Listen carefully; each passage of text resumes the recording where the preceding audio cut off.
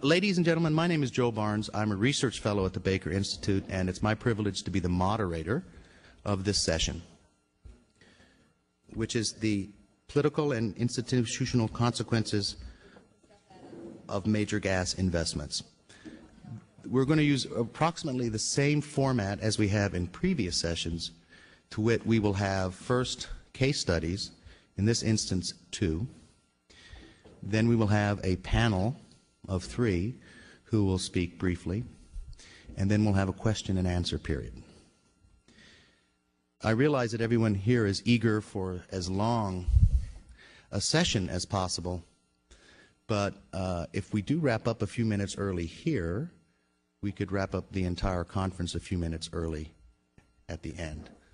I'm not making any suggestions here, I'm just advising you of the facts.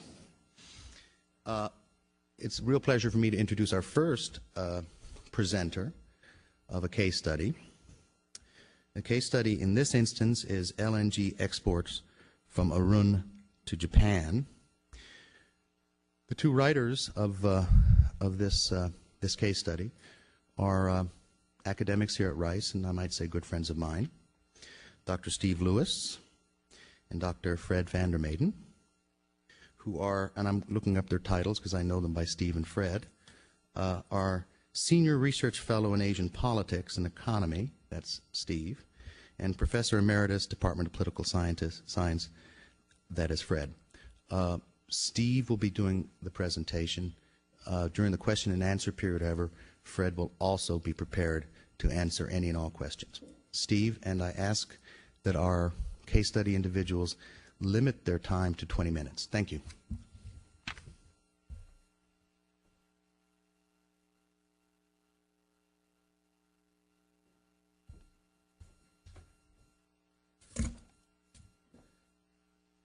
Thank you, Joe. Before I start, I just, on behalf of Fred, I'd also like to thank David Victor and the people at Stanford for, and our colleagues here at the Baker Institute for turning to us to do this research, combining our skills, what we hoped on understanding Southeast Asian politics and economics and Northeast Asian politics and economics to try and get a better sense for just where did this, what is viewed as probably the most successful and most profitable LNG project historically, and one which has in some ways set the standards and the models and the expectations throughout the industry, as a lot of the discussions over the last couple of days have shown. And so we're very proud and very thankful that we were able to do this. What I'd like to do for our presentation, if you've seen our study, you'll see that the real goal of the study is really to look at why Arun ended up, the gas from Arun ended up going to Japan as LNG instead of other alternatives, including piped gas to other parts of Indonesia, or as some may have thought at the time, perhaps to Singapore, or also other alternatives of LNG to California. Why did it end up going to Japan? And we go into that in discussing many of the reasons in our paper, so I would refer you to that. But this session, as I understand it, is looking more at the kind of long-term political consequences of some of these development projects. And I know some of the panelists will get to talking about some of the more specific issues of environmental concerns, native populations and how they view these projects, the so-called resource curse. And so what I'd like to do is focus the presentation to addressing some of those, somehow some of our research on why why the gas ended up going to Japan as LNG, why it may have created some of these long-term political consequences, and kind of flesh those out. And so the overriding question here is, why did the LNG go to Japan? The first question I'll kind of address would be, why not pipe gas to Indonesia and Southeast Asia? And we argue that it's because there was constrained development in Southeast Asia and within Indonesia in the 1970s. And then the question is, why Japan and LNG? And we argue that there was just simply a lack of credible alternative markets for Indonesian LNG in the 1970s. And I'll talk about why some of those alternatives were ruled out. And finally come back to this question I think is more salient for the entire session, which is who plays a role in developing LNG, and what are some of the political and institutional consequences of the Arun project over the last 3 decades.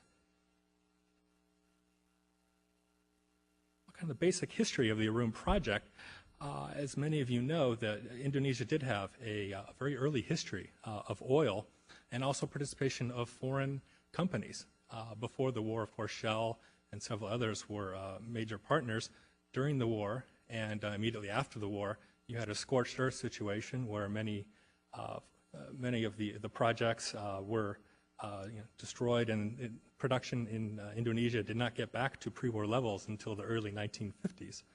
And as far as gas was concerned, most of the gas that was coming out of the oil projects was mainly flared, and some estimates were that even into the early 1970s, as much as 60% of it was simply flared. And then in 1971, after the new regime came in the 1965, Suharto, you began to have, as maybe I'll talk about a little bit more later, and maybe our questions and answers, we can get to it too, you had the introduction of more favorable policies by the government in dealing with foreign investment. You had foreign advisors, the so-called Berkeley Mafia, playing more of a role, and you had a reversal of the nationalization policies and tendencies in the early 1960s under Sukarno.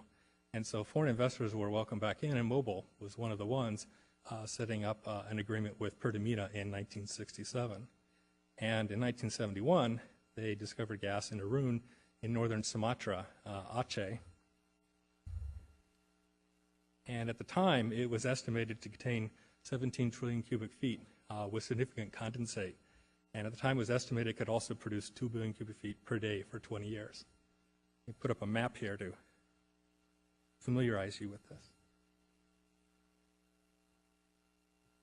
The island of Sumatra here, the far northern corner, Aceh province, and the Arun fields.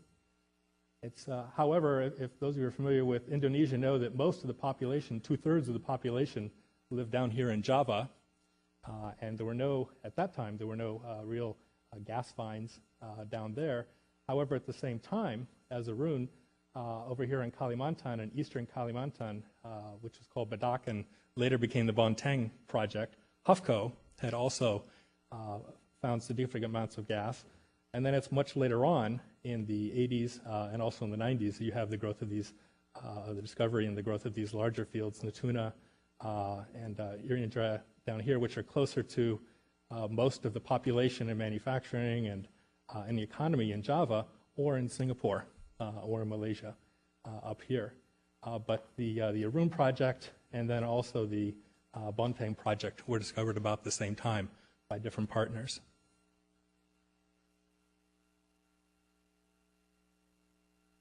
So the question is, why didn't piped gas go to the rest of Indonesia and Southeast Asia? And what's kind of interesting at the time, looking back, is that Indonesians in Java and in Aceh were highly motivated to develop the Arun and Bontang project, particularly because of the context that in the 1970s, Indonesia was no longer earning most of its foreign revenues and also taxes from its pre-colonial export base of rubber and tin. And also it was, at this time, Indonesia was viewed as being not a very favorable place for foreign investment. Even though you did have this, the new administration and new regime interested in attracting foreign investment, and you did have Mobil and a few other companies moving in, overall, still many foreign investors viewed it as very risky. And you consider as well that the Indonesian economy was still running significant amounts of inflation, upwards of 20% a year. And so it was growing, but its reputation was bad. And so the ability to set up other sources of revenue and a manufacturing base just simply didn't exist in the 1970s. And link this to a dependence on revenues from oil of the state.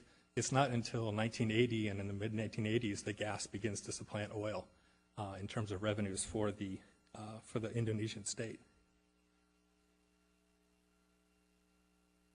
Well, there was this very strong motivation, and actually before I move on to talking about these, I should also point out that at the local level in Aceh, there was significant amount of interest in developing the Arun project and not a lot of opposition up front.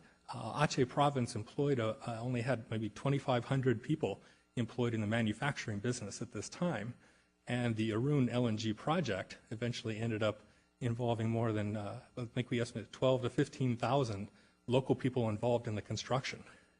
Of course, this would be temporary, and that might be something that we can look at because it's, in that way, it shares something similar with the development of refineries, for example, or other projects in other developing or transition countries. We think of the growth of the favelas around the slums, around the refineries in Brazil, in the northeastern parts of Brazil, as you bring in thousands of people to set up these projects, and then once they're actually built, and what happens? The local economy then has to deal with them, and the local government then has to deal with these populations. At the same time, you have issues of who's going to actually run the project, and in Aceh's case, in the Arun case, even though in general we might think about Indonesianization being the replacement or the bringing in of local workers, in Aceh's case and Arun's case, in the initial period, people had the expectation perhaps that it would bring in a lot more Indonesians, but what it ended up meaning was the local people were brought in mainly for construction, but after a few years you ended up bringing in Javanese people from the south who ended up taking the management positions. And so even though at the beginning there was not a lot of initial opposition, perhaps it grew throughout the 1970s and 1980s as the projects developed. Okay, well, but to come back to, even though everybody was motivated to do this, there were still some problems. One of them we argue is that there was this general wariness of foreign and domestic investors to support development of alternative uses for gas. There was discussion of setting up a petrochemical complex early on, but the estimates were that this would cost about $1.6 billion, quite substantial, and the question is who is going to do that? The other question would be, well, could we ship the gas south by pipeline to Java, several thousand kilometers, and this is viewed at the time as just simply being not economical. Overall, on the government side as well, there was a predominance of oil in terms of planning, and you can see why with the emphasis on and the dependence on oil revenues for the Indonesian state. And finally, at the level of the companies, Pertamina in the 1960s and 1970s, we would argue was bound more to the agenda of individual leaders, including Ibn Sutowo, one of the leaders who moved forward the project in gas, but his personal agenda didn't match the ambitions and the skills, and by 1976 he had to be replaced after it was discovered that Pertamina had increased its debt by as much as $10 billion. And so there was the problem of Pertamina not being really professional or corporatized. And then back this up by the fact that there was insufficient domestic demand on Sumatra and Indonesia in general in the 1970s. If you look at Indonesia's primary energy supply, you can see that it's not until the 1980s that gas begins to play a significant role. One of the alternatives that was proposed was that, well, what about Singapore? Ship it by pipeline to Singapore, or perhaps even LNG to Singapore. And indeed, Singapore looked very attractive. From 64 to I think it was 84, the average GDP growth in Singapore was 7.8%, quite substantial. In the late 60s, early 70s, it was even higher. And so it looked very attractive that way. Singapore had a long history of gas use and very strong plans to try and develop its petrochemical industry as well. Moreover, even in the 70s, there was some discussion of bringing in gas from the neighbors. But as it turned out, the main interest was towards Malaysia, understandably, because it's viewed as being economical and also had the potential to build more political ties to its nearest neighbor. The cons of the Singapore alternative was that there were significant technological issues, as well as a popular fear of some of these technical and safety issues, both for piped gas and for LNG. Some of the technological issues, we talked to people at the time, they felt that the Malacca Strait was too shallow to be able to put in a pipeline, and there would be security issues and safety issues associated with that. And there was a popular fear as well in Singapore that even LNG might be creating significant safety and security issues. They didn't want to bring these into the port of Singapore. As well, Singapore did not really have a very strong government-level planning in the energy industry. Most of the planning was left up to the Singapore National Oil Company, which didn't really have the funds to be interested in gas, and so it largely wasn't and didn't play a very large role in that. And finally, as well, Singapore was very small in market potential in comparison to Japan and California, the two main alternatives for LNG in the 1970s. As you can see, it's not until the late 1990s, actually, that gas begins to play a significant part in Singapore's total primary energy supply. And I think the equivalent at this time, if you look at 1980, the equivalent would have been, I think it would be 7 metric tons per annum, 1 million tons per annum of equivalent of LNG. And already at that time, by the late 1970s, the LNG contracts with Japan were talking about 8, and to California of 4. And so Singapore, was quite small at that time, and just simply not, we would argue, not a viable alternative. So the question is, why Japan? And some of the other case studies have looked at the role of international development organizations. But in the early 1970s, the United Nations had a few organizations that were interested in, a few agencies that were interested in international economic development, but they weren't focused on Southeast Asia, and they weren't focused on energy issues. They were largely just information sharing. And ASEAN, of course, had been formed in 1967 with 5 members, but at this time it's still small. Brunei doesn't come in until 1984, and 4 other members until the late 80s and 90s. And you don't get the formation of the Trans-ASEAN Gas Workforce work group until the late 1990s. And so it's too early for ASEAN to play any type of role. Meanwhile, on the ground, you actually have some people who are some foreign trading partners, in particular Japanese trading firms, and in particular Nisho EY, which have extensive ties to Indonesia. Nisho EY had dozens of offices throughout all different parts of Indonesia, Malaysia, and Southeast Asia. And at the same time, the Japanese government in the early 1970s had identified Indonesia as an area where it could expand its ties, and in particular expand ties in a way that the other Europeans or Americans or others could not. And so there was a lot of favorable conditions for Japan. So we argue that if you have this gas and you're trying to send it somewhere, and everybody is motivated to not just simply leave it in the ground, which of course would be an option, the question is, where might it go? And we look at the other potential LNG market as California. California Pacific Gas did have a contract with Pertamina signed in 1973 that starting in 1977, they would start with 1.5, basically, million tons per annum of LNG, and then move up to almost 4. And that was the California alternative. However, Nisho EY and then a Western group of buyers, the so-called group of gas and utilities from the western area of Japan, were also motivated. As I'll talk about just a little bit later, they were motivated because there was a lot of competition between Japanese trading firms, which we begin to see more and more in the 1980s. And then also there was competition between the Western local governments and also utilities and buyers in Western Japan versus the Eastern as well.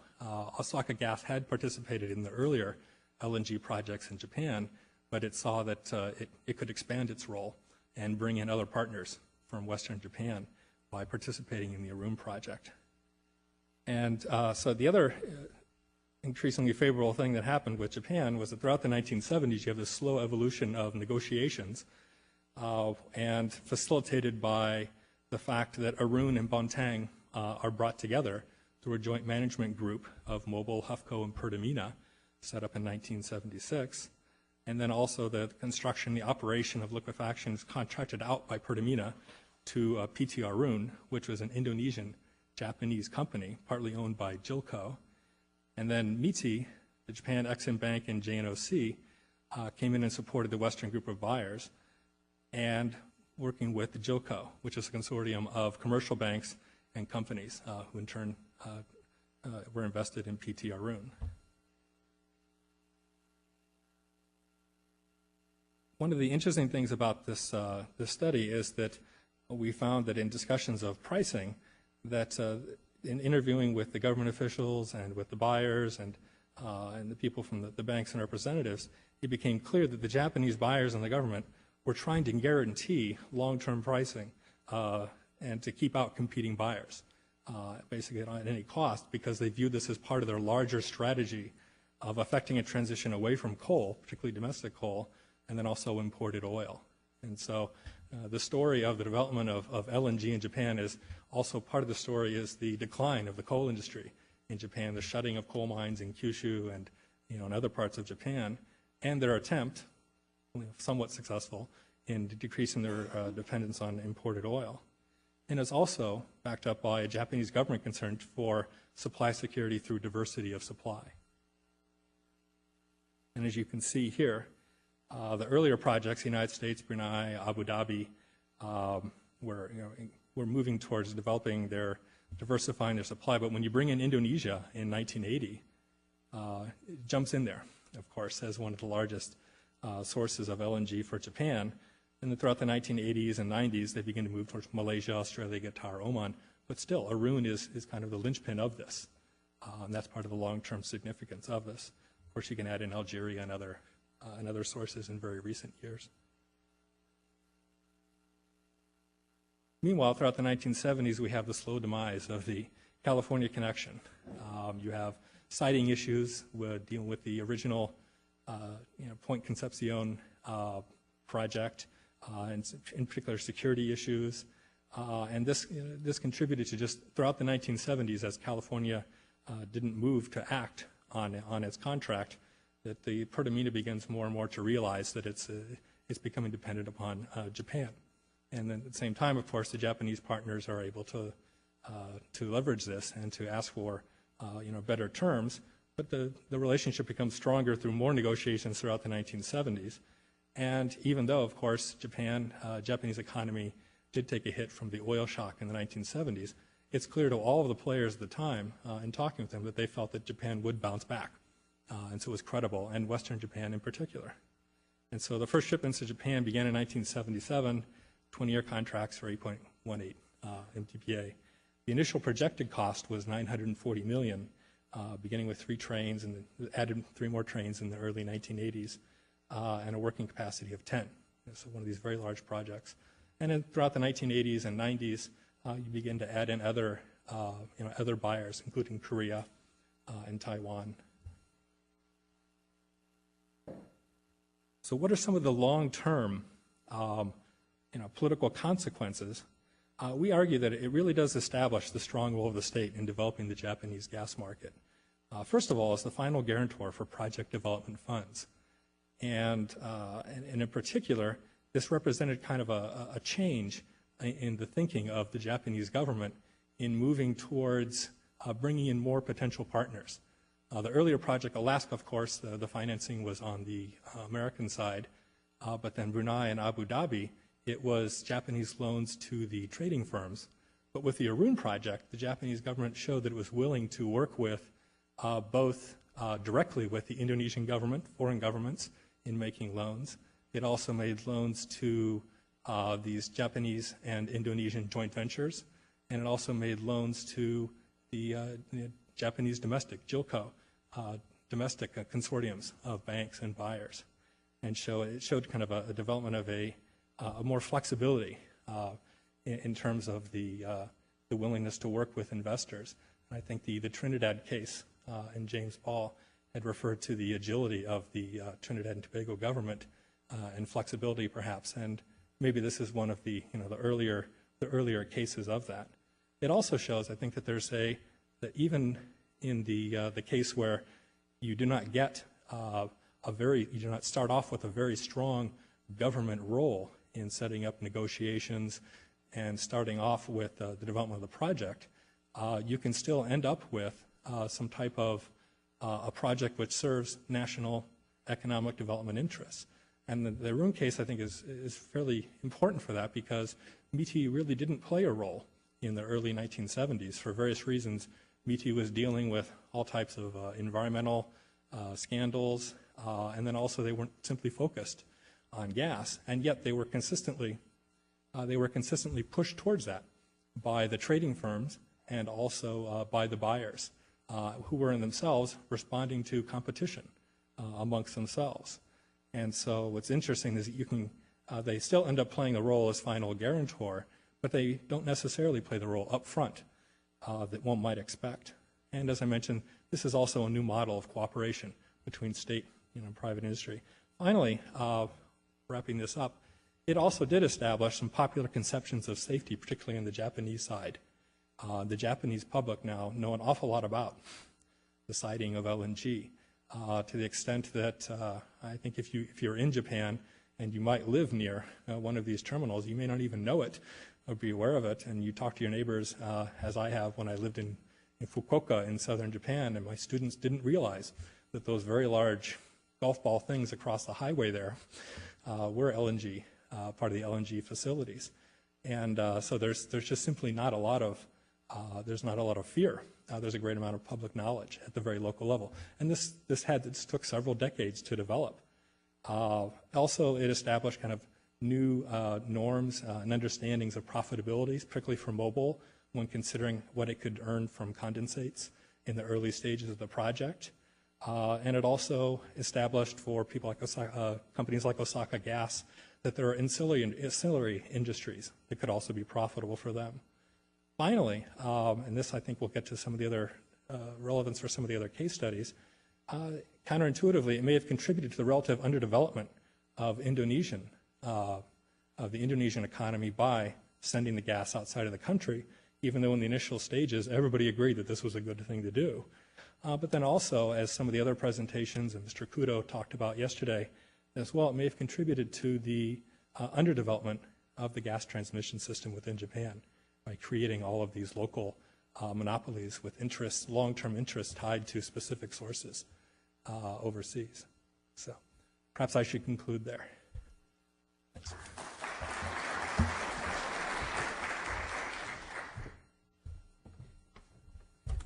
Thank you very much, Stephen. I remind everybody in the audience that there'll be an opportunity during the question and answer period to ask questions about the case study. It's now my privilege to introduce our next case study presenter. The subject is gas trade in South America. And the writer-presenter is Dr. David Morris, Professor of Political Science and International Relations, University of California at San Diego. Thank you.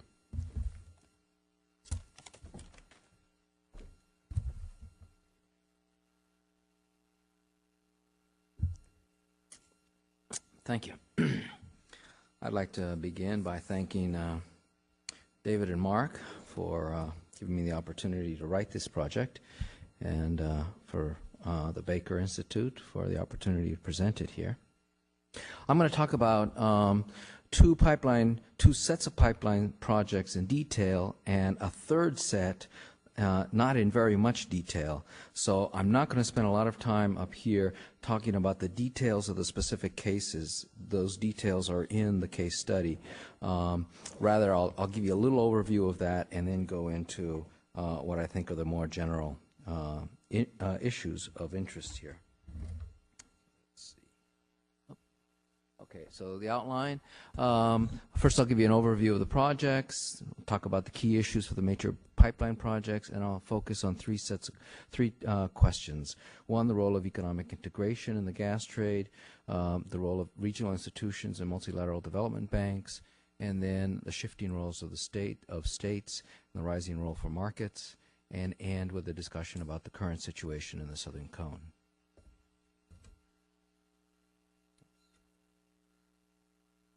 All right, here's a map of South America. So you can see this is the first pipeline that I'll discuss. It's the Yabog pipeline between Bolivia and Argentina. It's the first pipeline in South America in the Southern Cone. It was built in 1972. Then I'll move to discuss Chile and Argentina, And there's two competing projects initially. This line here that goes across, that's the Gas Andes pipeline. And then this down here today is constructed as the Gasoducto del Pacífico. But at the time of the discussion of whether they were going to import gas for Santiago from Argentina, the competing project to this line here was one that would come from here, come over to Concepcion, and then up north and hit Santiago. Then the third set of pipelines that I'll discuss are pipelines to bring in gas to Brazil, and the two competing projects there are from Paraná, Argentina, coming up this way and coming across this way to Porto Alegre.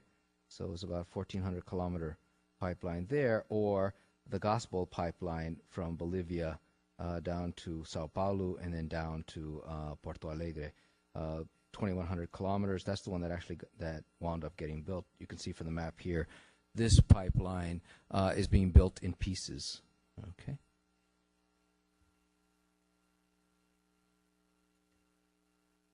All right, overview of the Bolivia-Argentina pipeline, YABOG. In the 1950s to the 1970s, Bolivia had entered into discussions with both Argentina and Brazil about exporting Bolivian gas to both of them, actually. It's a long, complicated relationship. Argentina has seen itself as the leader of Spanish America. Brazil's been worried about getting locked out of Latin America by Spanish America, so they've been competing against each other to have influence over the neighboring countries. So the discussions about energy integration, which began as early as the 30s with Bolivian petroleum, were very much tied into this concern about who was going to be able to grab Bolivia and pull it in. Argentina had a developed domestic gas market. Brazil did not. Brazil's looking for energy, but Brazil goes in the direction of hydropower, and they build a big dam with Paraguay, another country that they're trying to bring into Brazil's orbit. So the pipeline in the 70s actually gets built to Argentina. Two military governments, 1972. That pipeline over 20-year contract extended twice. Bolivia exports about 50 BCM over the life of the pipeline and generated a little over $4 billion. The controversies of this pipeline are controversies that are with us today. So what happened in that earlier period is important for understanding a lot of the issues today. In the 50s, right up through the 60s and 70s, there was a huge discussion in Bolivia about whether the natural gas should be used in Bolivia in order to create growth poles, add value, export products, value added. In the 50s and 60s, it was petrochemicals and fertilizers. Bolivia is a poor country. They need somebody to invest in there. What they wanted the Brazilians to do was to build the petrochemical plants, build the fertilizer plants in Bolivia, and export that. Or the Argentines to do the same. Okay? Neither Brazil or Argentina was interested in that. They were interested in buying the commodity and taking it to their home country. Bolivian governments had to balance domestic political pressures against the need to attract foreign direct investment. That foreign direct investment was either private investment or investment from the Argentine or Brazilian government. So the Bolivian governments are caught in this squeeze between domestic forces in Bolivia saying we need to use that gas at home for development purposes, and the people with the actual money from outside of Bolivia who say we will only invest if we can take the commodity. Gulf Oil came into Bolivia in the 1950s.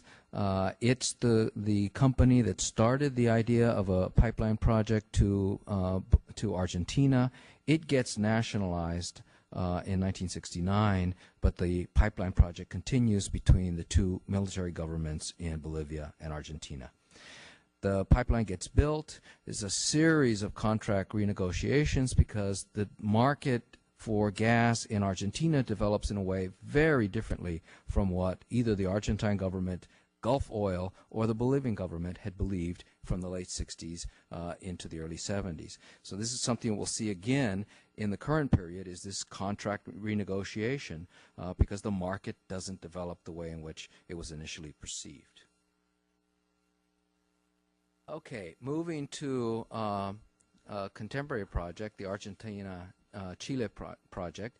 This is a set of countries that has a long period, a long history of rivalry. As recent as 1978, they almost went to war against each other. The Argentine overflights over Chile, they drafted a declaration of war against Chile. There was a dispute in the southern islands and in the Beagle Channel. Two military governments almost went to war. Two military governments in the early 1980s negotiated peace. Okay, so there's a peace treaty in 1984. The peace treaty says one of the ways in which we can guarantee peace is by integrating ourselves economically. So the military governments agree on that in the early 80s. Then you get a re-democratization in both Argentina and Chile. And now the democratic governments add to the idea of economic integration, not just peace, but a way to consolidate democracy. The argument was, if we don't have threats from our neighbors, we don't have to have a big military. If we don't have to have a big military, there's less of a chance that the military is going to overthrow the government. Okay, so those are the driving forces behind economic integration in here. State-to-state agreements on gas in 1991. The Argentine government is basically trying to balance two things in 1991. They want to export gas. They want to open up their markets because President Menem is embarked on this liberalization program, but they're also concerned about the security of domestic supply. They don't want to export so much gas that domestic prices will go up. So in 1991, Argentina offers Chile a gas agreement that says you can only import gas from one basin and you can only import a certain amount. The Chilean government is interested in importing the gas. It's part of this integration scheme, but it's also part of their environmental policies. It's part of the way in which the democratic government can show that it can produce growth just like the military government had produced. But the Chilean government doesn't want a contract with Argentina that says only a limited amount, because if we're going to change, in Chile they're saying if we're going to change our domestic energy situation, we don't want to be caught in a squeeze determined by Argentina. So in 1995, there is a renegotiation of the terms, and the Argentine government says, okay, you can import gas from any place in Argentina, and you can import whatever amount is acceptable to the market. So basically, in 95, Chile gets national treatment for the Chilean market in Argentina. Here's a slide about Chile's primary energy mix. You can see there in the period in which we're discussing. Right here, 1990. Gas, very small part of the primary energy mix in Chile, but the Chilean government has confidence that the energy sector will use a lot of gas in the future. The private sector has a great deal of confidence in the Chilean government because the military's constitution, which it imposed on the incoming democratic government, basically said the government has to stay out of markets. The private sector has a great deal of confidence in the Menem government, not because the Menem government is constrained by the Argentine constitution, but because Menem is a very powerful figure with his party, and he has a personal commitment to the liberalization of the Argentine economy. Everybody back then was saying it was both ideological and for personal reasons of corruption. He's under indictment right now, so clearly it was both factors playing there. But the important thing is that the commitment of the Menem government in the 1990s to allowing market forces to work was credible. Okay, so in both Chile and in Argentina, the two governments had credibility, different reasons. Let's go back to that slide. All right. So Then we get two projects competing, the Transgas and the Gas Andes projects. Gas Andes wins out, as I mentioned. It's a 463-kilometer pipeline, 3.3 BCM a year. Investment in the pipeline of $325 million. If you throw in the distribution grids and the thermal power plants, the whole project cost about $1.5 billion. Let me move to the Brazilian, Bolivia-Brazil project. Brazil has a constant search for two things in South America. One is energy, and the other is influence. Okay? You can't understand any of the politics of South America without understanding that Brazil is looking for both, influence and energy. Argentina, this is the time of Menem's government and liberalization, domestic markets and whatnot. Argentina is looking to export some of its gas to Brazil via the Paraná-Porto Alegre pipeline. The industrialists in southern Brazil are very interested in this pipeline. It's a very direct route into the industrial centers of southern Brazil. There's initial problem in the negotiations. First they start out at government to government, federal government to federal government. Then they move down to state because the federal governments can't get to an agreement on this. So the state governments get involved, and the industrialist associations in both Argentina and Brazil get involved. And the issues are somewhat price issues, but the industrialists in Brazil argue to this day that the price issues were resolvable if the federal government in Brazil was willing to negotiate with good faith, but they were not. So the financing issues become the key determinant there. Brazil says, we're not putting any financing into this project. If you can build it on your own, we can talk about it, but we're not talking about financing it. The alternative project to that Argentina project is a project from Bolivia. It's the Gospel project, which will be the one that wins out, 3,100 kilometers, $2.2 billion investment, 11 BCM a year. Bolivia has an initial advantage price-wise, but I don't think that's the key here, because as I said, the industrialists in Brazil, and I think what we've seen in Argentina, there was movement there on price. The real key, I think, is the financing situation here. And here Bolivia has a huge advantage over Argentina because Bolivia is the weak party here. The World Bank is going to be a key player in financing this project, the World Bank and the IDB. Okay? Bolivia is desperate for exports. They used to export to Argentina. Argentina, because they opened up their market, they discovered a lot more gas. They don't need the Bolivian exports. Okay, so Bolivia suddenly has no market for its exports. I think in the early 1990s, something like 80% of Bolivians' legal export value was through its gas exports. So this is a huge problem for Bolivia. It is, therefore, a huge problem for the U.S. government because the U.S. government is looking for legal alternatives for Bolivians to make money, not coca exports. And the World Bank is also very interested in Bolivia being able to survive. Bolivia in the 1990s has embarked on a very ambitious privatization and state reform project. Argentina is far down the road on these reforms. Bolivia is just starting out. So the World Bank is seen as Bolivia is the one you got to help. Menem has basically implemented this. There's still some things to do in Argentina, but Bolivia is the one you've got to help down the road. The big environmental and social impacts in Bolivia. Bolivia is the poorest country in South America. Argentina is a middle-class country. It's probably has the highest per capita income in South America. So the World Bank is much more interested in the social implications of a huge project in Bolivia than they are in Argentina. They're also interested in developing the gas market in Brazil. The long pipeline from Bolivia will provide many more opportunities for integrating gas into Brazil's energy. So finally we get to the financing, and the World Bank says, I'll finance Bolivia, I won't finance Argentina.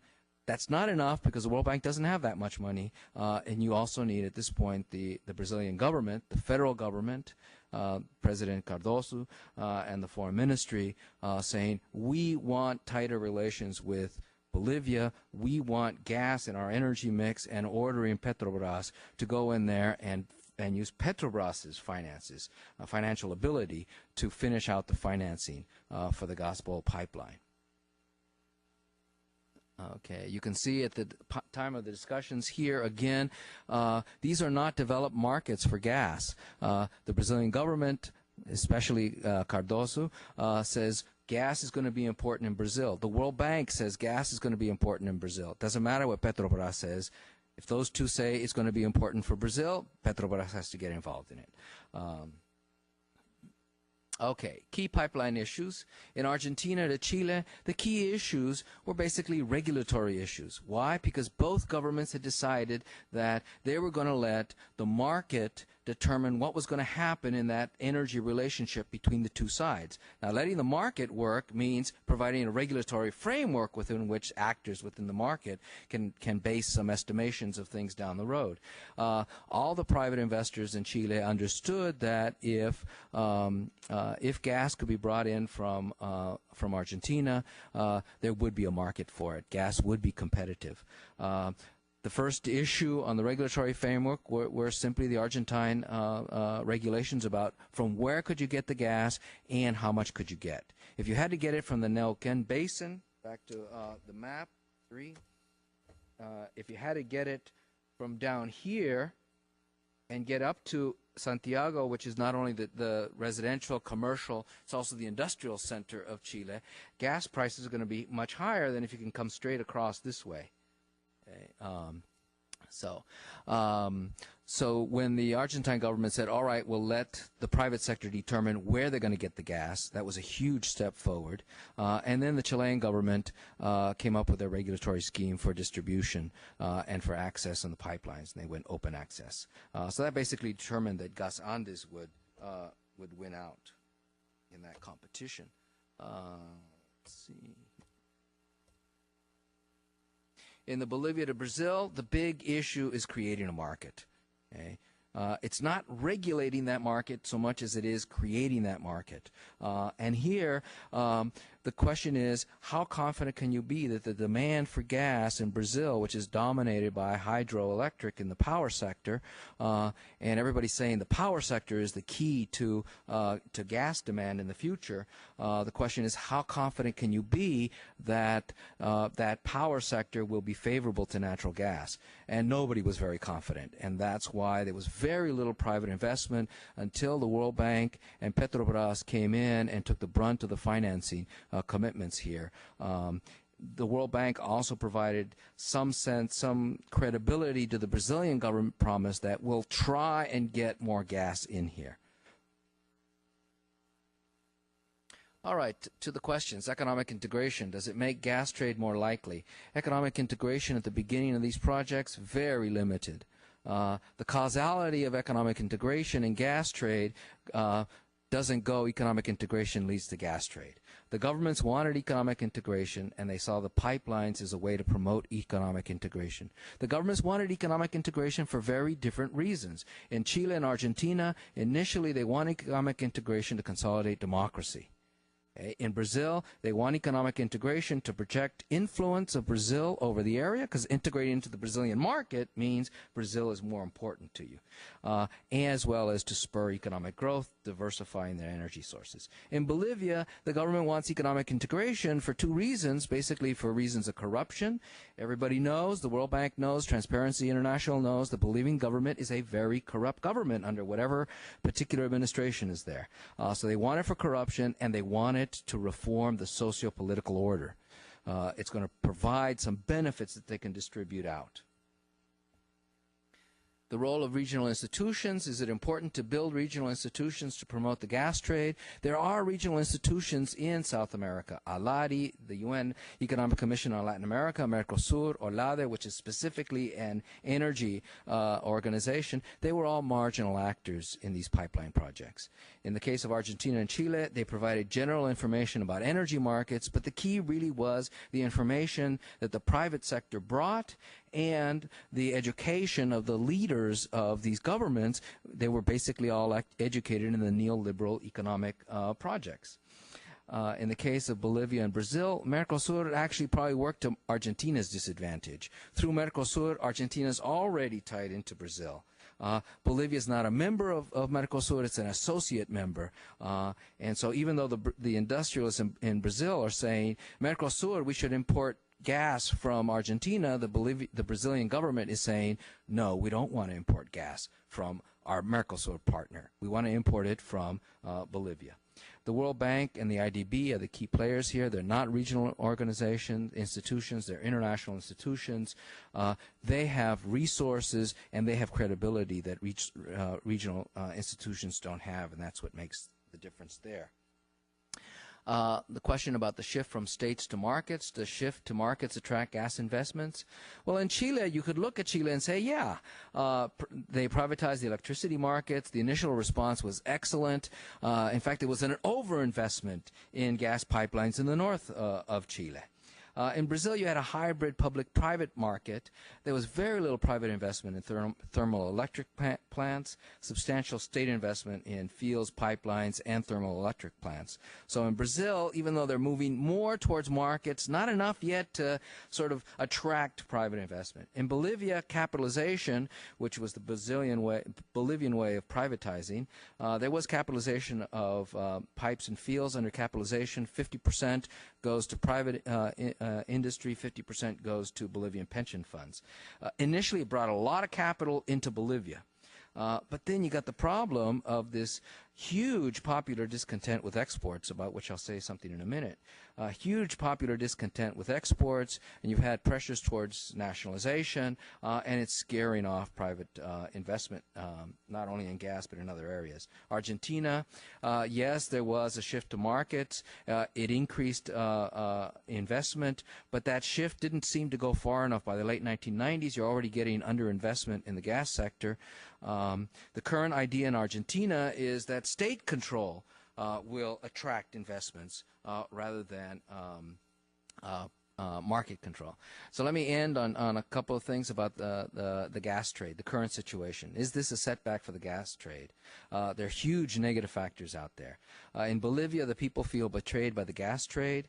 There's a renewed discussion about value-added exports and growth pole alternatives. They've been exporting gas for decades, and the people in Bolivia, 75% still live below the poverty line. They see no benefit from this. So that's why you get the demonstrations in the streets. The army comes out, shoots people, the president has to leave the country. They also have a problem with geopolitical relations with Chile, so they won't put an LNG pipeline project through Chile. Argentina, the risk of market pricing. When you have market pricing and you got stop-go economic performance, the political fallout of letting the market determine the prices is huge. It led again to the fall of an Argentine government. In Chile, you have the high cost of depending on unstable neighbors. Chile has stable growth and stable politics, but they're very concerned. Argentina's cut their exports 14% to Chile, and this is not what the Chileans had expected. The IMF, the World Bank, and IDB, non-inclusive results of the neoliberal economic model. The World Bank recognizes this. The neoliberal model has produced growth with very little distribution of benefits to the people at the bottom, and that's created problems not only in the Southern Cone but throughout South America. Let me leave you with some positive factors. Two positive factors that I see that are huge out there. One is Brazil. The geopolitics of continued search for energy sources and regional leadership means that Brazil is out there trying to keep this gas trade alive. They're investing, they're promising exports, imports. They're trying to make this regional market there because they want both the energy from that market as well as the political leadership there. It's important for UN discussions, it's important for free trade of the Americas discussions, et cetera, et cetera. And the last big positive factors is that there are limits to gas alternatives. In both Chile and Brazil, the two big markets for gas, hydro resources are seen as the big alternative, but they have environmental problems and they have climate problems. We're back again in a situation in Brazil where it's a drought period, and this creates obviously problems for power generation. So the current situation, really iffy, but there are some big major factors out there.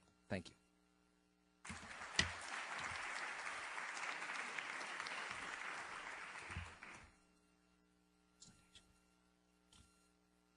Thank you, David. I would like to ask our panelists to come forward. This is not Let's Make a Deal, but please feel free to come up. Our three panelists will be Mr. Ashton Carter, who's the Director of Energy and Mining Center, Director of Energy and Mining at the Center for Environmental Leadership in Business.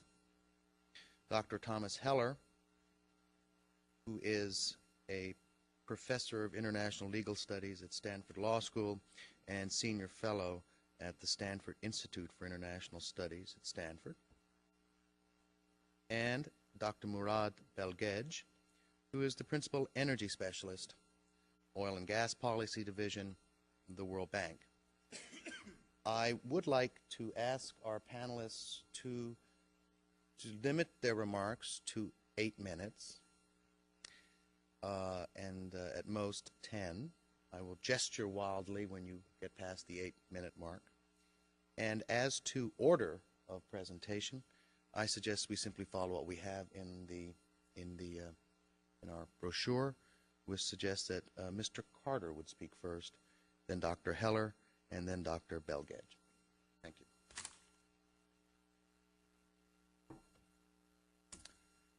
Okay, thank you very much. I thought I might introduce my organization first very briefly. I work for Conservation International. Conservation International is a non-profit conservation organization. It's a field-based organization. We work in about 40 countries, about 1,000 staff. So we're not an advocacy organization. I don't tie myself to railings. That's the crease in my suit trousers I'm more concerned about than throwing bricks through windows. But we are very concerned about the environmental issues in the places where we work. And one of our tenets of our philosophy to achieve our conservation outcomes is to work with the private sector, working in the real world. There is economic development, and we have to try and work conservation into those development plans. When I first came across David Victor's slide on the web, I was intrigued too and pondered a similar question, I think, to David and his team at Stanford and the joint project at Rice, but probably from a different perspective, and that is, what is the ecological sustainability that we can expect from this explosion in growth of gas pipelines and LNG routes? No, I'm not supposed to use the word explosion in the same sentence as gas, but this massive increase in transport and transmission routes that we're going to see. How are we going to get from these dark red and purple areas to the areas of light on the map? So what I try to figure out, or what we're beginning to figure out, is what is the environmental sensitivity? What is the exposure of these pipeline routes and these LNG routes to environmental exposure? Are they going to cross some areas which are important for biodiversity and for environmental reasons? And if so, why should the sponsors and operators of these projects care at all? And what can we do about it? So to start, what I did is I've overlaid a map of what we call the biodiversity hotspots in the wilderness areas. These are the, if I can make this work, what do I press? That is. So the, I can't get a very good angle here, but the green areas are the wilderness areas, the dark green areas are the wilderness areas, the light areas are the hotspots. Now these are the areas which are the most rich in biodiversity species in the world and also under threat.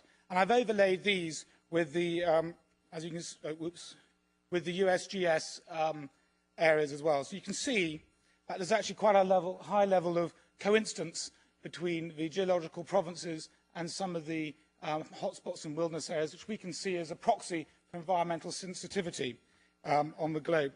And in particular, some of those areas like off-coast Venezuela, Trinidad and Tobago, you know, what's going to be the hub of pipelines, say we're here. Well, in those areas, we've already identified 1,200 different fish species, and it's been singled out as the most important area for conservation protection in the Atlantic. But at the same time, we've got those large operators. We've got BP, we've got BG, Chevron, Texaco, ConocoPhillips, Shell, Talisman, all exploring and looking to produce gas in the area. So what does that mean for conservation? Offshore West Africa, offshore Brazil, the Coral Triangle, the Malampaya pipeline project passes through many important areas of the Philippines, including national parks. The Andes, you know, the Camisea project, that's in the hottest of the hotspots. Some scientists think there's nowhere on Earth which is more important for biodiversity than that route that the Camisea project takes. The Caspian regions too, we've heard about that. What I haven't been able to put on this map is some of the pipelines routes, and maybe that's something that Stanford and Rice and Constellation International can work on together. But here's a couple of examples. This, as the previous speaker showed, the Bolivia to Brazil pipeline. You can see this passes through two biodiversity hotspots, the Atlantic forest and the Brazilian Cerrado, and straight through the Chicotana Dry National Forest, for example, which is a protected reserve. These are considerable areas. The BTC pipeline, here you can see the pipeline passes through the hatched areas, and these are all areas which have already been identified for conservation projects. So potentially there's some serious issues there. But what are the problems? Well, the problems are the same with oil and gas pipelines and gas pipelines in particular, as there are with any linear infrastructure. There's a forest loss, there's habitat fragmentation, soil erosion and compaction, and so on. But many of these, the industry, environmental professionals have learned to overcome. They can bury pipelines, they can do canopy walkways, and so on and so forth. But what we're most concerned about is those impacts which the industry hasn't learned how to manage well, which are outside the traditional boundaries of their responsibility and their spatial boundaries. So here's an example of a pipeline in Guatemala, in the Laguna del Tigre National Park. And you can see here that these patches around here are deforestation. And these the deforestation doubled in 3 years between 1995 and 1997. And you can see that most of them radiate from the rights of way. So those are the issues that we're really concerned about, those which are outside the control and what is seen to be the responsibility of the operators. But if it is outside their control and it's outside their responsibility, why should they care? Why should the industry and the sponsors care at all? Well, I mean, there are many good business reasons to worry about these biodiversity and social issues, and those I see as being bundled in with the intangibles to do with reputation and the implications from access, long-term access to resources, and to do with delays, interruptions and stoppages, and even to lawsuits as we're seeing in Ecuador and so on. But I think an interesting barometer to measure societal concern about these issues is now to look at the financial community. And they too are beginning to ask questions about these biodiversity and environmental issues. And really what they're asking is this, and we talked a bit about this yesterday, it's about trust. You know, can the shareholders and stakeholders of oil and gas companies be trusted not to make the unicorn extinct and other important species? And I think we can see some of these in the investment community. For example, we've got Insight Investment in London, 75 billion under management, ISIS Management, another London investment firm, 65 billion under management. So mainstream fund managers, all of who now have biodiversity statements, and they laid out publicly what they expect the oil and gas companies to aspire to, and they even have ranking. They rank the companies on where they think the capability of that company is to manage these environmental risks. We also see in the project finance industry, following from the Equator principles, ABN AMRO, Citibank, and more recently Bank of America, have all come out with statements around their environmental expectations for companies, and they're going to hold those companies to account and regard as high risk those projects which enter into some of those areas that I put up on before. And also from the World Bank, expecting next week the response from the World Bank to the Extractive Industries Review, and I know that they are pondering the question, the no-go question. Are there some areas that they shouldn't look to support projects? So will this be an impediment? Well, I think the good news is that environmental standards have come under the same forces of globalization as other things. And large companies who are going to dominate this industry in the future do tend to have one standard across their group. However, within those standards, there's a lot of gaps. The companies at the moment don't know how to manage their biodiversity issues very well. They don't know how to manage local social issues, community issues, development issues. They don't have the people to manage those. And more importantly, I think, and something which I know is very much a concern to the financial industry, is the joint ventures. Some of the exciting projects that we've heard over the last few days with Sinopec, PetroChina, Petrobras and Sonatrach, we don't know what the environmental performance and standard of those companies is and how they can manage it, but we do know that the joint venture partners have very little influence with those companies. one environmental professional from Shell working on the West East pipeline described himself as a man with a limp trying to catch up with the train in his arrangements with the state company.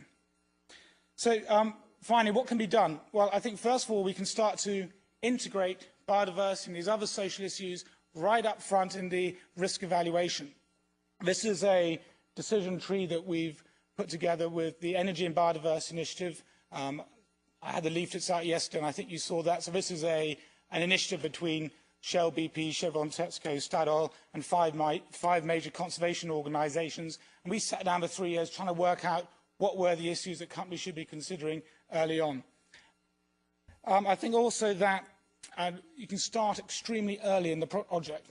One of the biggest problems, I think, is that there's a perceived inverse relationship between the influence that you can have on a project, the pipeline routing, for example, and the budget that you have to address that. That needs to be changed. The more you can spend up front to understand these issues, the less you're going to run into problems later down. Another issue is to scale up. This is to scale up both spatially and temporally.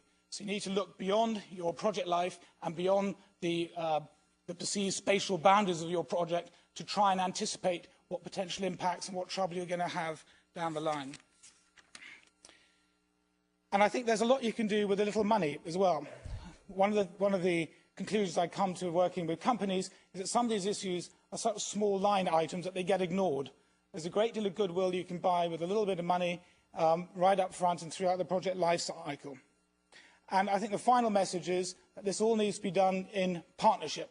I think the industry needs to look to other sectors in the conservation world, in the social development world, and needs to harness the expertise, the networks, the different perceptions and way of looking at things that those industries have. So I hope I've shown you that at a global scale, there's potentially some risk. I hope you've shown that that the industry can overcome some of those risks, but there's some which are outside of its control at the moment, and the way forward is to work in partnership. Thanks very much.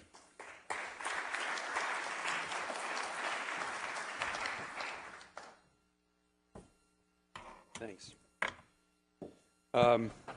Thanks. As David and others will attest, I've never been able to say anything in 8 minutes.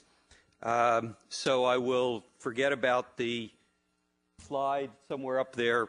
It'll come through, but it'll just slow me down. So this is a big subject, so I'm just going to wing it here a bit, particularly because some issues have come up at the meeting that I think deserve some address. I'm supposed to talk about the resource curse, which obviously relates to development and development capacity. And I particularly would like to say something about that in relationship to issues of misgovernment or institutional failure, however you want to call it, and also the issue of investor risk and responsibility that was just addressed a moment ago.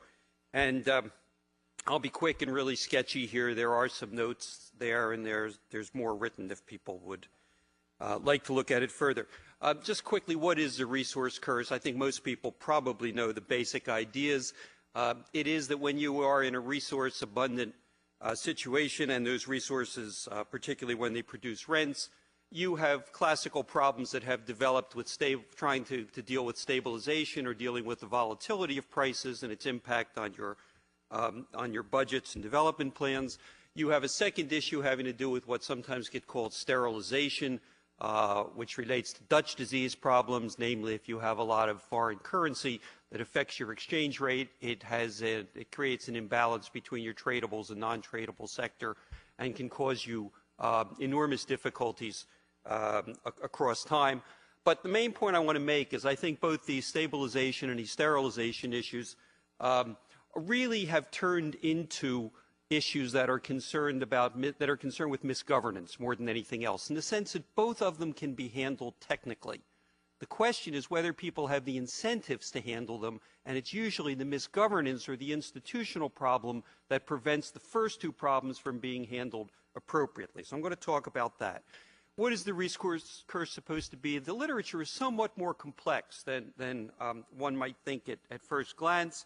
The paradox is that when economists started thinking about development, they thought both the lack of hard currency and the lack of capital would be serious bottlenecks to development. Both of those should be aided, of course, by having serious resources that you're exporting In fact, things have worked out the other way in good part. Since 1970, most of the studies find that if you are not well governed in the first place, I'll say something about that in a second, that resource abundance tends to make the situation worse rather than better. That's a very odd result to come across. It does, of course, you've got countries like Norway that were governed well, they got resource abundance, and they handled it perfectly well. So the argument here is that that it's not that resource curse causes misgovernance in itself, it's that it reinforces misgovernance. And consequently, you can have states, and I think we may have some of them in the sector we're looking at, that are misgoverned, and so even if we can't make standard resource curse arguments that I'll come to in a second, there may still be serious risks and problems for investors. It also, the literature does seem to show that you've got variability among these states that are not developing as well as states that do not have the same resource abundance. Many of them are unstable, but a number are quite stable. And so there appear to be submodels within the resource curse literature. Now, a couple of points, precautions that have come out at this meeting. Does this apply to gas? I mean, a number of good points have been made about that. And there appears to be substantial controversy and disagreement, although most people are leaning toward the side of the line that say there are not serious rents associated with gas, not as there are in the oil sector, where the price at which you can sell it is much higher than the extraction cost, and there are limited potential for cartelization. There's some, and we've heard about that, and I'll let that discussion stand where it is. There may be a second problem for investors, though, that arises not from the presence of rents, but the lack of rents. And that is to say, most people seem to have suggested here that the incremental use that will drive the gas markets is power. We have just completed a very serious, I hope it's a serious study at Stanford of the evolution of power markets, and one of our main conclusions is the ability to bring on new higher-priced power is seriously limited by resistance on the tariff side. So in the power markets where gas is going to be sold, there are going to be real pressures to bring down the price of gas if it's going to enter those markets. That seems to contrast with what we heard from other people here on the producer side who wanted to talk about fair trade, and the others who have said, well, gas is really like oil. It moves with the oil price, because that implies that producers are thinking that there are going to be substantial rents there. And if you get a situation where on one side the consumers are saying we're not going to pay, and on the other side the producers have rent expectations, you can easily get the kinds of delays and what did you call it? Play hard to get when nobody wants you anyway, which is a stupid strategy, but one of the most common strategies I've ever seen. It happens all the time, and so you can get the kinds of delays out of this process that could cause the loss of windows that were there. I want to make one other point about the issue of what I've heard at the meeting. It's been really interesting to me that when people say, where is the new gas? Okay, it's been Russia, Qatar, Saudi Arabia, Iran, in some ways. Notice those are not Bolivia, Angola, Turkmenistan. I mean, these are not failed states in the same sense. The politics of these states is going to be very different. They may be badly governed states. I think most of them are, but they are not failed states. And most of the kinds of remedies and interventions that we've been seeing are pretty well confined to states that are really failed or engaged with civil violence in some way that opens them up to intervention. How much time do I have? This is what? 2 to 3 minutes. Wonderful. Okay. Let me just say a word about what I mean by misgovernance and why I think thinking about some of these issues and the risks for investors is a reasonably complex task that I'm not going to be able to carry out in these 8 minutes.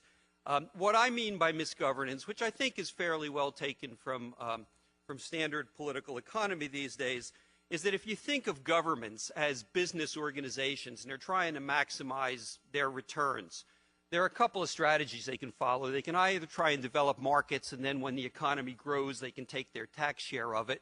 That's a long-term strategy. Short-term strategy is to try and create and appropriate rents as fast as you can.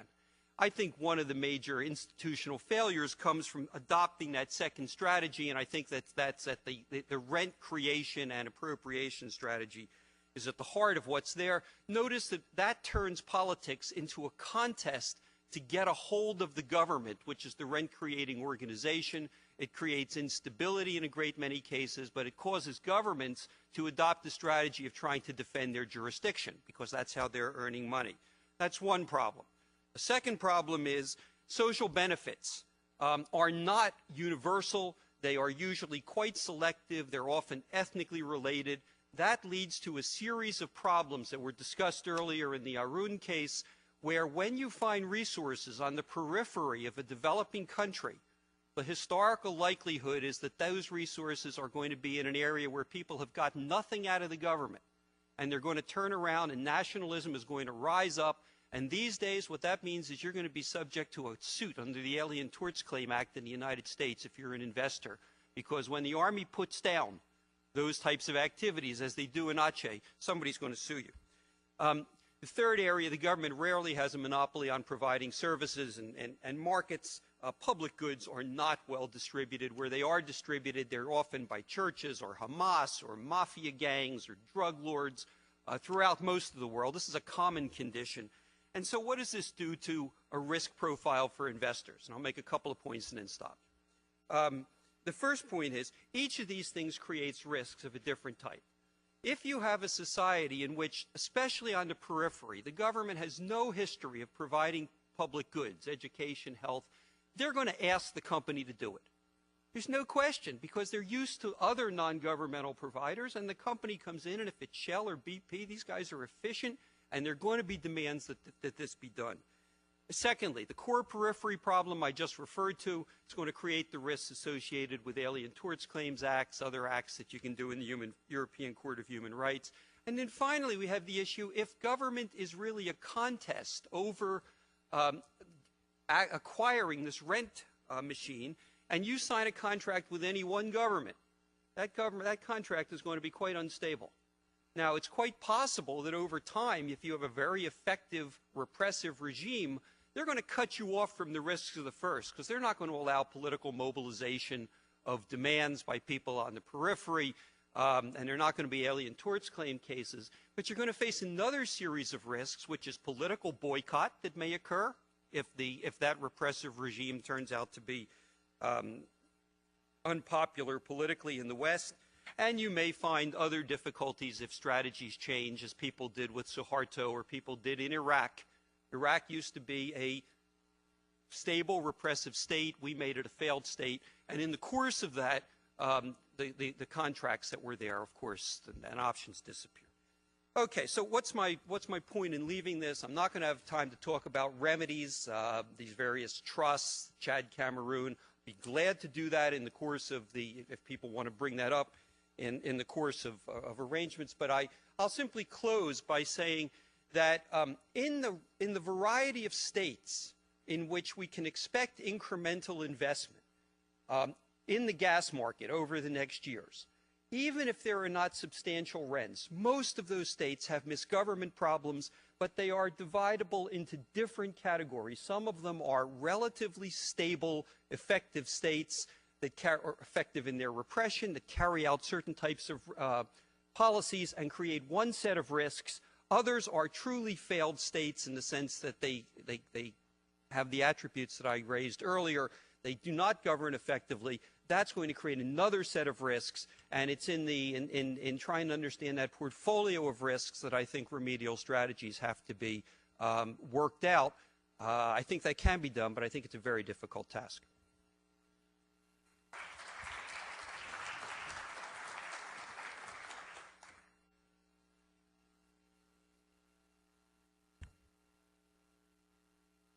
Good afternoon, ladies and gentlemen.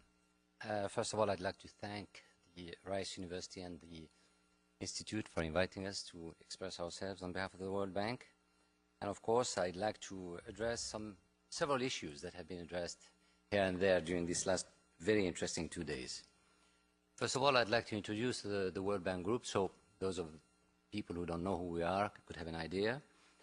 First of all, the World Bank Group is composed of the World Bank, the IBRD, International Bank for Reconstruction and Development, which provides loans and development assistance to middle-income countries and sells bonds on international capital markets to fund the loans. IBRD also has a partial risk guarantee program that enhances government credit for private sector projects, provides risk coverage of government contractual obligations with sovereign coverage, investment coverage of debt, of course, and terms can be quite interesting, 15 to 20 years.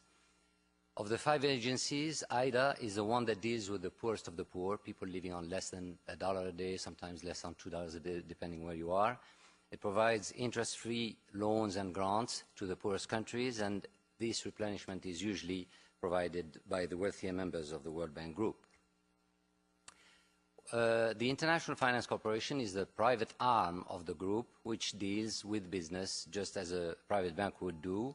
It encourages foreign and domestic private investments in developing countries and emerging economies, supports and promotes viable projects for the benefit of the host country.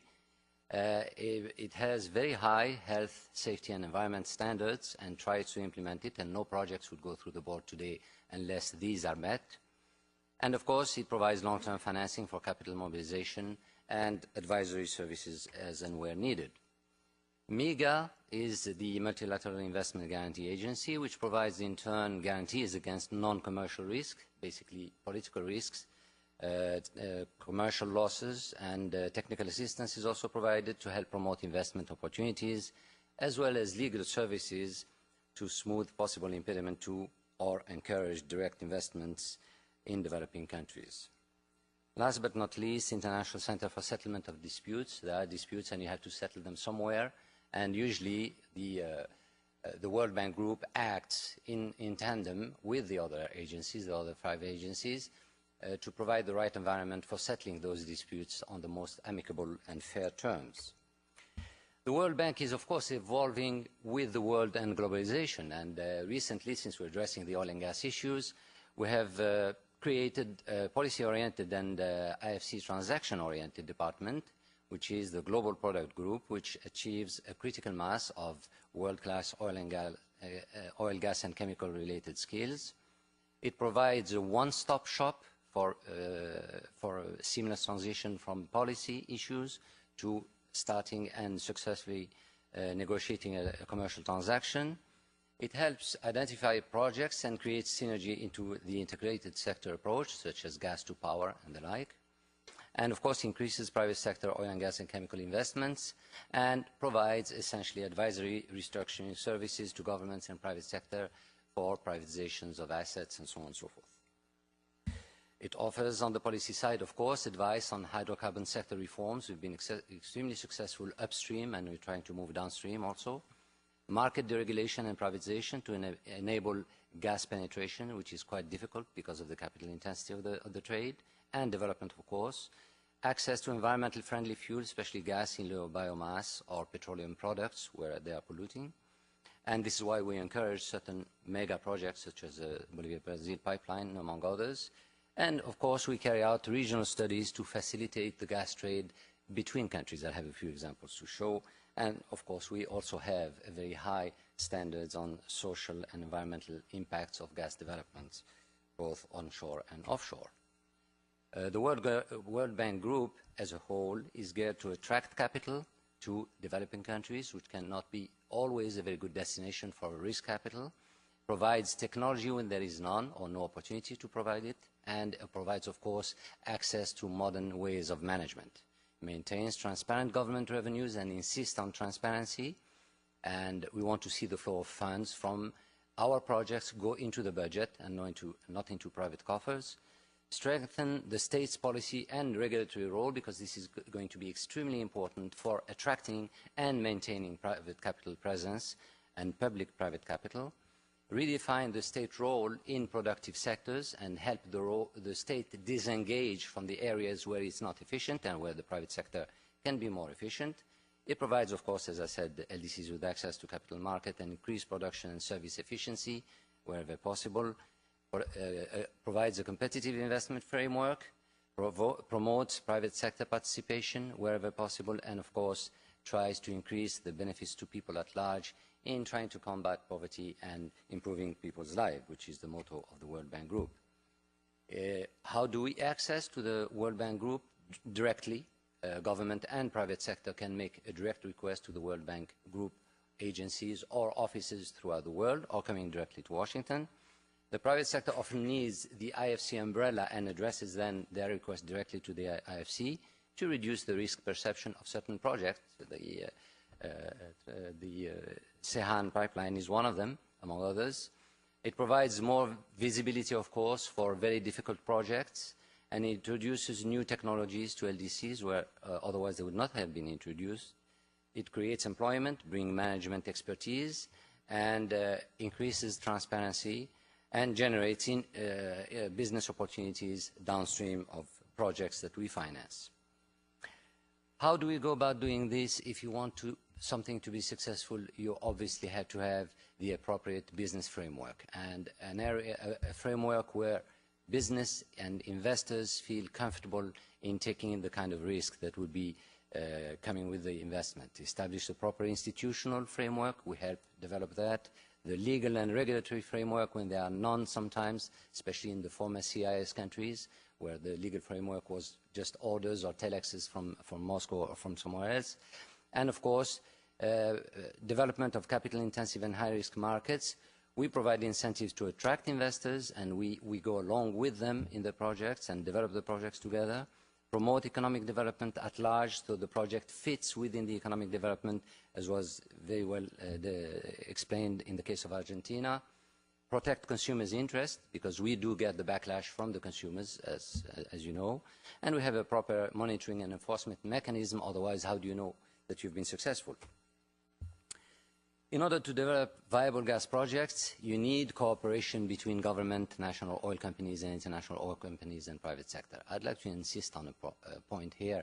I think most major projects in developing countries had a key role for the state to play. And very often national oil companies were a very good vis-à-vis to the private sector, because not only do you find expertise, do you have a good sense of what business transactions require and what sort of risk perception is, but at the same time you're 1 degree away from the bureaucracy of the government, therefore you're much better off, and you have the backup of the government, of course.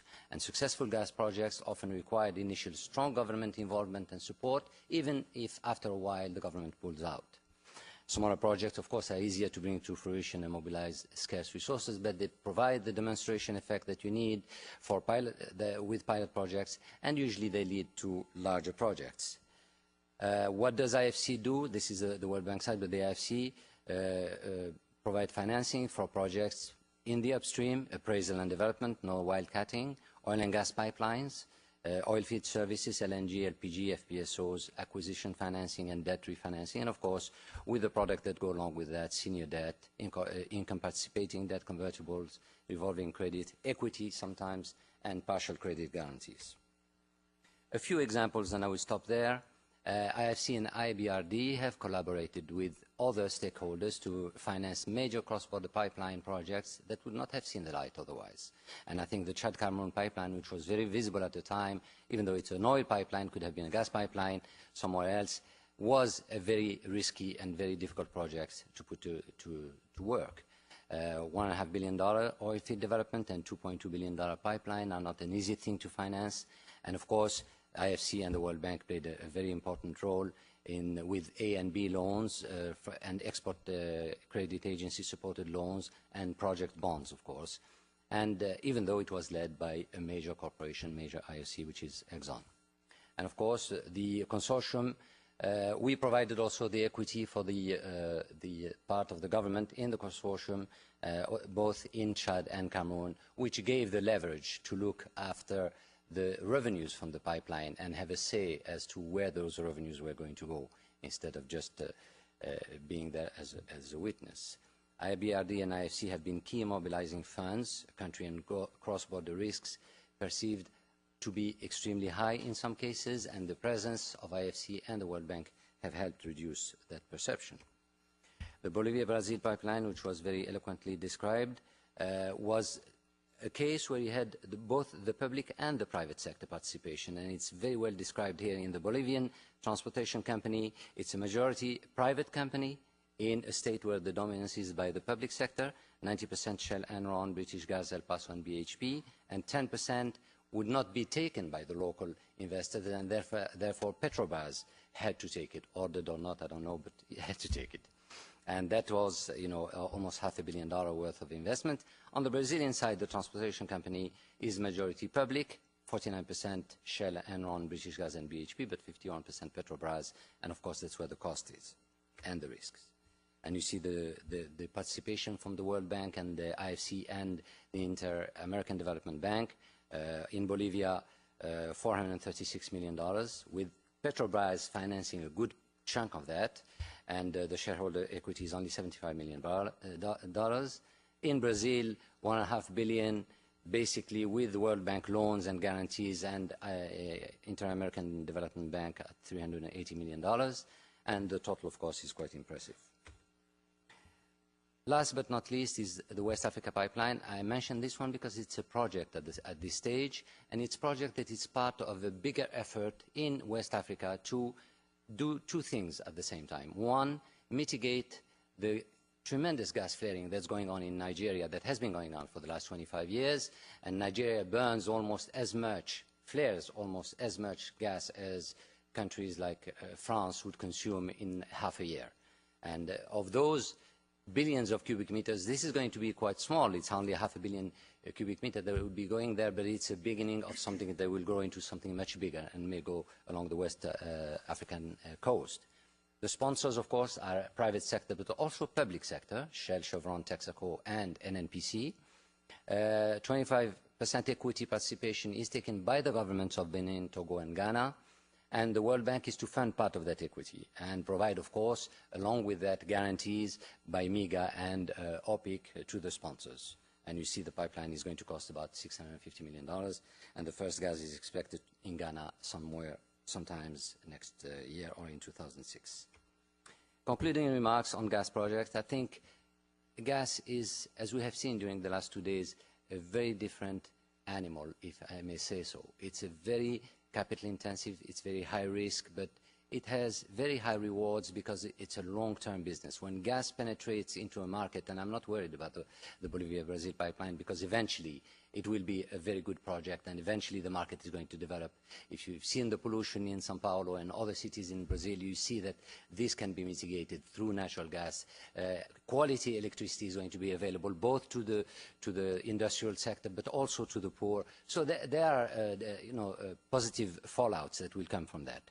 But major gas projects and investments, we have learned at the World Bank, and we are correcting our ways of doing business, such as transborder pipelines, will require each time probably a separate, innovative, and specifically tailored institutional and policy framework. You cannot duplicate what you have done in the Chad Cameroon into the Sehan case, because it's a different also breed. But you learn from that experience and you improve on it. The major risks are better mitigated, of course, we have learned through public and private sector partnership, because when you have the public and the private sector partnership and each one of them has something to lose in the failure of the project, I think you're going to have a balance in the risks and a balance in the rewards and an equilibrium that will be long-lasting. And finally, the role of the international financial institutions involvement is necessary at the very earliest stage, at the conceptual stage of the project, because that's when we can contribute something by the lessons we have learned from our own mistakes and those of others over the last 40 years, as was very well described this morning also here. And of course, we do insist on good governance and transparency to make those projects successful, because our name will stay with them, and we don't intend to pull out, and we want to make sure that transparency is going to be key in this at the end of the day. Thank you very much.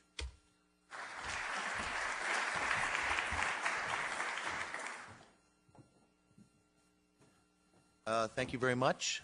Those were all very, very interesting presentations on a range of issues associated with institutions and governments and non-governmental organizations, and impact upon and consequences which flow from natural gas development. I will now accept questions. I will be fielding the questions. I urge you to be crisp and concise in your questions. We will take them for about 10 minutes. Questions for anybody on the panel? Yes, ma'am. My name is Soumya Shastri. I work with the URS Corporation, and we actually worked on both the Chad-Cameroon pipeline and the Bolivia to Brazil pipeline, which I also worked on in my thesis at Stanford when I was there a couple of years ago. I have two questions, which I will try to make crisp as possible. The first is for Mr. Belgage. Dr. Mares said that he noted that neoliberal economics has failed the majority of the populations of the developing countries and has actually increased the bipolarization of wealth. So I was wondering if you would address that, especially with regards to some of the World Bank projects. And the second question I have is, Drs. Keller and Carter, both of you talked about issues that come along with big development projects like colonization with pipelines and bad governance. What would be the role of multinational corporations in addressing these, especially since it's really beyond the scope of these companies? I'll sit down while you answer that. Sorry? The question is, yeah. Could you please repeat what has increased and decreased? I didn't quite get it.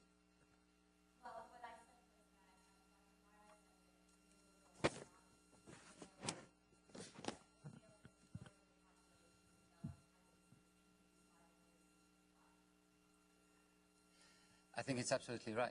It's absolutely true. I don't think we can deny that, and I don't think that's a reason for failing to continue to try. And as I said, learning from past experience and learning from our mistakes in trying to do things a little better in the future.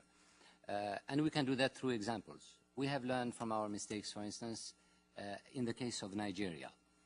Nigeria was a no-go country for the World Bank and for many development institutions in the late 1990s, during the Abacha regime and before. And all we had was a symbolic presence, and it didn't make things worse, it just did not improve them.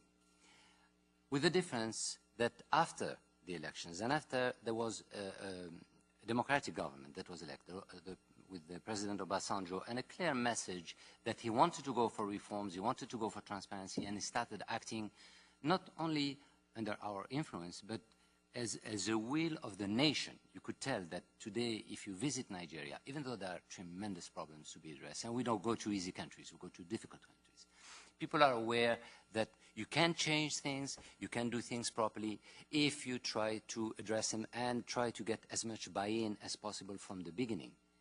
For instance, the Niger Delta has been a no-go area for almost a decade, and the situation has been degrading ever since 1990, and had not improved at all, until the new government decided, with the international financial institutions, with the NGOs, with many stakeholders, to go ahead and face the problem and address it directly with the local population and have some buy-in from the beginning. What do you want? What do you mean? I mean, when you kidnap someone from Chevron or Shell, what do you want to, what is the message you're sending across? And where have they failed you? Where have we failed you? Where has the government failed you? And this is what we are trying to find out today. And the government, the head of an NPC last month when I was in Nigeria, was actually visiting several communities in the Delta and talking with the youth, talking with the young people who had actually kidnapped a few months ago some people. And he is establishing a direct dialogue with them. So I think, in fact, as far as the principles are concerned, yes, there has been a failure. Correcting that failure is the mission of the day.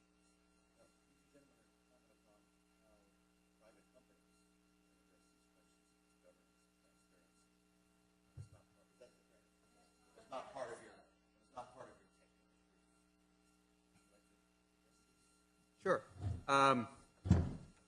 I'll just make a word of comment on the first question. I mean, it's true that that liberalization, especially if we want to take the Bolivia and Brazil pipeline as an example of that, which we could discuss, but has failed. So has everything else. I mean, so did state-oriented industrialization. The fact is that when you're running an institutional arrangement like Bolivia is running that has the characteristics that I, laid out in incredibly quick passing, it doesn't matter that much which of these different things you take. You've got basic failures that are going to lead to the kinds of distributional and failure to developmental problems that you have. The question about the Chad, Cameroon, or Nigeria, or there are a number of cases that have just been brought up, and multinationals. I mean, there's multinationals have really tried a lot of things, and we heard some of it earlier in the day in these areas. I mean, most of the strategies have been based. I guess I'd break them down into two classes. One is multinationals have often asked to play a role in essentially expressing conditionality, that is, conditioning their investment on something about the reform of institutions, whatever it might be. And that's been limited, although we do see now a number of pacts, like Kimberly or some of the Publish What You Pay, that are attempts to do this and to impose conditionality other than the bank is imposing or other than the Millennium Challenge account for the U.S. is imposing it. I don't think this has had a lot of impact so far, and often for very odd reasons, such as, transparency on the revenue side of the budget basically pushes a good corrupt government to take its money on the expenditure side of the budget. And that's where most money's taken anyway, is on the expenditure side of the budget. So publishing on the revenue side is a good step forward, but I don't think it's going to solve the problem.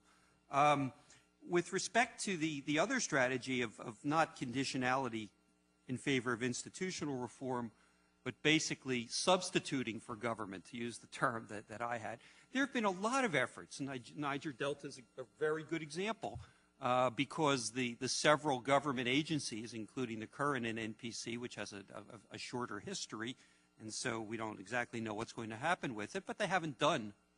The last round in the early 90s did nothing, so people demand of the government directly, demand of the firms directly to do things. And firms have basically evolved from providing direct services to giving grants to community organizations to now doing things together with UNDP or doing microcredit with USAID. So there's been an evolution of the mechanisms that firms have tried to use to make some improvement, usually in peripheral situations. None of them have worked well enough yet to make a real difference in terms of development, but it may be good in managing social risk to some degree. With regard to something like Chad, Cameroon, that is, I do think, basically substituting not direct services but a trust in some way, which is a separate agency, but this agency would be managed, as of course you know from having studied it, by some combination of multinational representatives plus civil society representatives plus perhaps bank representatives. I guess what interests me about that, and I would throw this up to others, is the evolution of the Chad-Cameroon deal. When it started, the trust was offshore. It was dominated by non-government representatives, and there was very substantial difficulty in displacing the representatives. As it's ended up, it's onshore, it's dominated by government officials, and relatively easy to replace them. And so there are big questions about independence, about credibility, and just the last point, before I go on too long, again, I think you have to worry, and originally the bank was very good in thinking about this, is whether the revenues that were to be expended on very particular regions and uses under the trust agreement, I think that's going to be enforced. What I worry about, of course, is the diversion of budgetary assets that previously were going into those areas, substitution of revenues. In the initial negotiations, there was a lot of talk about that, but sovereignty intervened. So I think these are really good steps in the right direction, but I think they're first steps, and we've got a long way to go. And firms, I think, are being quite cooperative in these arrangements. I think that's a pretty complete coverage, actually, really. The only thing I would add to that, well, the only thing I'd emphasize that is what can companies actually do is that we need to look at the opportunity that many development agencies and conservation organizations, environmental organizations envy, is that companies are therefore a considerably longer time than these organizations are. They can be there for 25 to 50 years with a budget which can trickle into the local economy. And so I think at a local level, I think great strides can be made for development. When you start scaling up, it gets more troublesome. But the trick is to how do you create a civic space with the different partners, with the NGOs, and if in the lacking of the civil society, how do you build a civil society? But in the time that you are developing your project and operating your project, there is an opportunity to do something there. Yeah, I don't want to leave the impression that I'm saying that the neoliberal economic reforms are a total disaster. What happened is there's a focus on the economics and the market, and now what we're hearing is a focus on civil society, and we've forgotten the political institutions. And I think that's what we're coming around to, is recognizing that not only does the state have a role to play in helping private sector get involved in the market, but political institutions are key on whether any of these reforms are actually going to be sustainable over any period of time.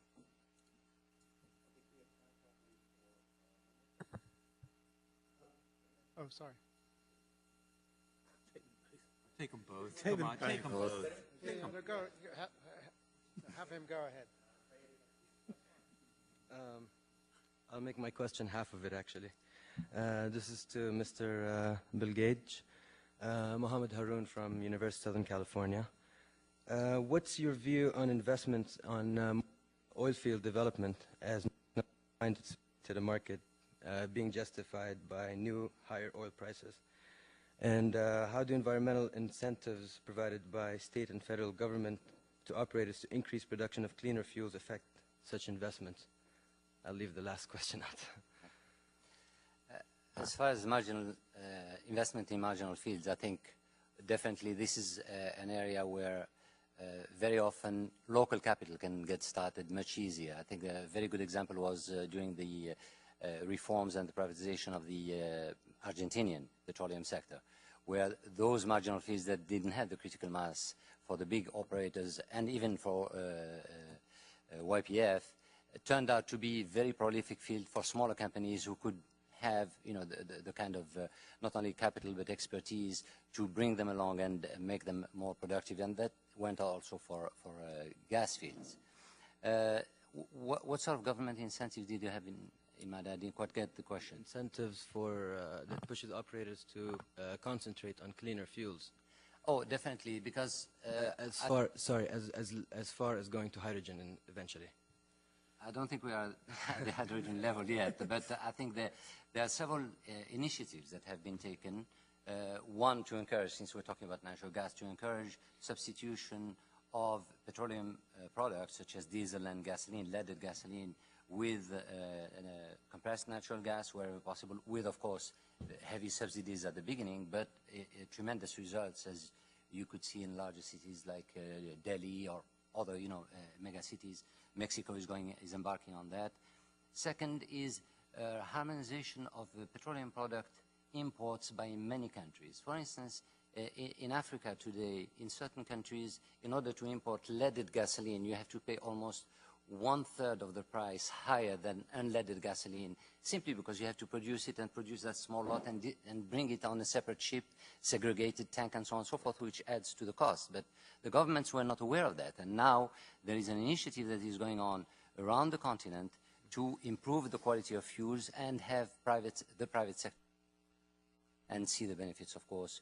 And we do help with funds, with trust funds that are providing incentives, as well as the governments, of course, which provide incentives on the other side, no taxes and no subsidies. Thank you. Okay, well, look, I'd like to make a couple statements, make three, in fact.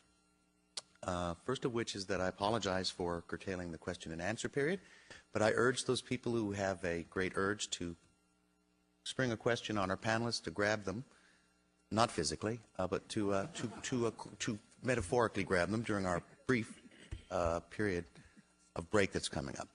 That brings me to my second point. In an effort to bring the proceedings to a good halt, we're going to ask that everybody please be in your seat in 10 minutes so we can begin. So we'll keep this break nice and short, in your seats in 10 minutes, and we'll finish the conference up. And my third point is the most important one, which is I would like to thank all of our presenters and panelists for an excellent and sort of thought-provoking session. Thank you very much.